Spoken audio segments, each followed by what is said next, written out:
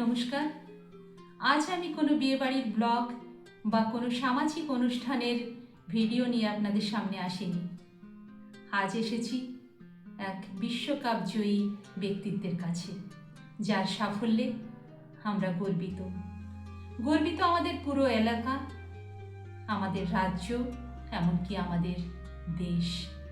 ইতিমধ্যেই আপনারা সকলেই জেনে গেছেন সদ্য অনুষ্ঠিত ইউসিএমএ ওয়াইপিএসএফ ওয়ার্ল্ড যোগাসনা কাপ 2025 প্রতিযোগিতায়, যেখানে ভারতবর্ষ সহ বেশ কয়েকটি দেশ অংশগ্রহণ করেছিল, সেই বিশ্ব মঞ্চে নিজের জায়গা করে নিয়েছেন আমাদের সবার প্রিয় টুম্পা লায়েক নন্দী দিদি।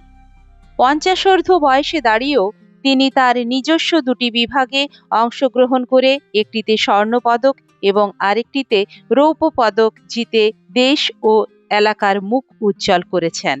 এই মুহূর্তে সংক্ষেপে দিদির পরিচয় দেওয়াটা আমার দায়িত্ব বলেই মনে করছি। তিনি আমাদের ডিশেরগড়ের প্রিয় জেঠু শ্রী করালি কিঙ্কর লায়েকের কন্যা এবং নিয়ামতপুরের বসন্ত নন্দী জুয়েলার্সের গৃহবধূ স্বর্গীয় বিজন নন্দী, অর্থাৎ আমাদের সবার প্রিয় বাপিদার সহধর্মিণী। যদিও দিদির জন্ম এবং বেড়ে ওঠা আমাদের কুলটিতে। আজ দিদির কাছ থেকে আমরা জানব তার এই সাফল্যের নেপথ্যের কিছু অজানা কথা। তবে তার আগে আমার তরফ থেকে খুব সাধারণ কিন্তু গভীর শ্রদ্ধা ও ভালোবাসা দিয়ে তাকে বরণ করে নিতে চাই।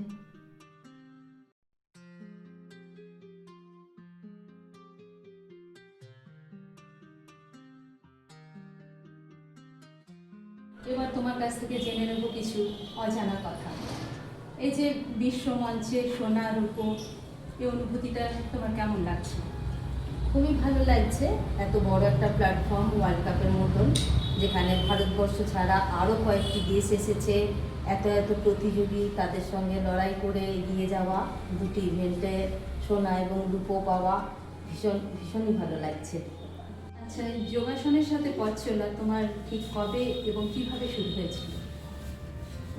অনেক ছোট থেকে, ঠিক মনে নেই, হয়তো 7-8 বছর বয়স হবে, মায়ের হাত ধরেই যোগাসনে আসা, এবং তখন অনেক অনেক কম্পিটিশনে গেছি।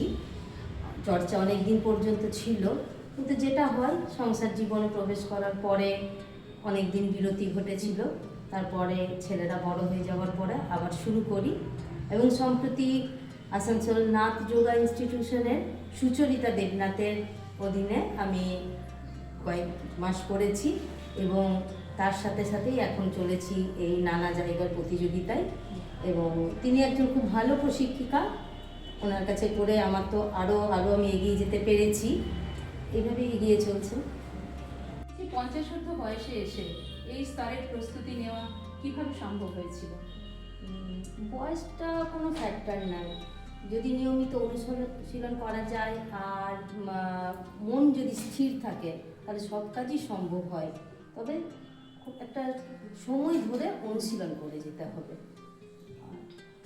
আচ্ছা, তোমার যে এই যাত্রা পথে পরিবার থেকে কিভাবে সমর্থন পেয়েছিলেন?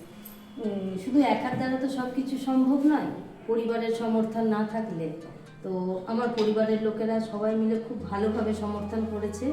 আমার ছেলেরা, বৌমা এবং সর্বোপরি মা তো আছেন আমার, বাকি আমার দাদা দিদিরা, বাকি আত্মীয় স্বজন, বৌদি, সকলে আমার দেওর যা আরও যারা আছে, প্রত্যেকেই সমানভাবে সমর্থন করে গেছে আমার এই পথ চলাতে, যার জন্য আরও ভালোভাবে আমি এগিয়ে যেতে পেরেছি। প্রতিযোগিতার মঞ্চে দাঁড়িয়ে ভারতের হয়ে প্রতিনিধিত্ব করার মুহূর্তটা কেমন ছিল? আসলে সেই সময় অন্য কিছু ভাবিনি, তখন লক্ষ্য একটাই, আমাকে কিভাবে প্রত্যেকটা রাউন্ডে এগিয়ে যেতে হবে, নিজের সেরাটা কিভাবে দিতে হবে, এইভাবে এগিয়ে চলছিলাম। আরেকটা কথা জানতে চাইছি, যে নতুন প্রজন্ম, বিশেষ করে মধ্যবয়সী নারীদের জন্য তোমার কি বার্তা থাকবে? প্রত্যেককেই বলবো, ছোট বড় সকলকেই বলা হচ্ছে যে যোগের মাধ্যমে শরীরকে সুস্থ রাখা যায়। শুধু প্রতিযোগিতার জন্য নয়, নিজেদের শরীরকে ঠিক রাখার জন্য। যেমন 40 সপ্তাহ পর থেকে মহিলাদের নানা রকম সমস্যা দেখা দিতে থাকে, এই যে ব্যথা নানা রকম, তারপর থাইরয়েড, প্রেশার, সুগার, এগুলো তো আছেই। তো যোগের মাধ্যমে, যোগাসনের মাধ্যমে বা প্রাণায়াম, এসবের মাধ্যমে শরীরকে অনেকটা ঠিক রাখা যায়। তাই সকলকেই বলবো যে নিয়মিত যোগাভ্যাস করতে। বেশ প্রশ্ন তোমার কাছে রাখতে চাইছি যে ভবিষ্যতে যোগাসন নিয়ে তোমার বিশেষ করে লক্ষ্য বা স্বপ্ন আছে কি? হ্যাঁ, লক্ষ্য তো একটা আছেই। যেরকম এখন তো প্রচুর আমার কাছে ছাত্রছাত্রীরা আছেই, তারা তো করছেই, আরও যাতে বেশিভাবে আমাদের এই এলাকা এই দিকটাতে যোগাসন সম্বন্ধে অতটা কেউ এখনো সচেতন হয়নি। তাই চাইছি প্রত্যেকে যাতে সচেতন হয়, নিজেদেরকে সুস্থ রাখার জন্য এগিয়ে আসে। তো সেভাবে তাদেরকে চালিয়ে যেতে চাই, তাদের জন্য কিছু করতে চাই। এছাড়া অনেক আমি চাইছি অনেক প্রতিবন্ধী বাচ্চা আছে বা স্পেশাল চাইল্ড আছে যারা যোগাসনের মাধ্যমে অনেকটা হলে ঠিক হতে পারবে। তো সেরকম সকলে যদি সাহায্য করেন, আশেপাশের মানুষরা যদি এগিয়ে আসেন, তাহলে তাদেরকে নিয়ে একটা ভালো কিছু ভাবার আমার ইচ্ছে আছে।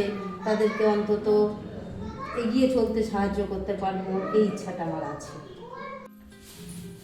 তো আর যে কথাটি না বললেই নয়, দিদি নিয়ামতপুর লিথুরিয়া রোডের নিজের বাড়িতে একটি প্রশিক্ষণ কেন্দ্র আছে। এখানে ছোট বড় সর্বস্তরের মানুষ প্রশিক্ষণ নিতে আসে। এমনকি অনেক স্পেশাল চাইল্ড, থ্যালাসেমিয়া পেশেন্ট এরাও আসে দিদির কাছে।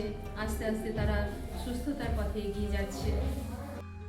তো এই ছিল আমাদের আজকের বিশেষ সাক্ষাৎকার এক বিশ্বকাপ জয়ী যোদ্ধার সাথে। অনেক অনেক ধন্যবাদ দিদি। যদি এই গল্পটি আপনাদের ভালো লাগে বা অনুপ্রেরণা দিয়ে থাকে, তাহলে অবশ্যই লাইক করবেন, শেয়ার করবেন, যাতে এই সাফল্যের গল্প অনেক অনেক মানুষের কাছে পৌঁছে যেতে পারে। ধন্যবাদ।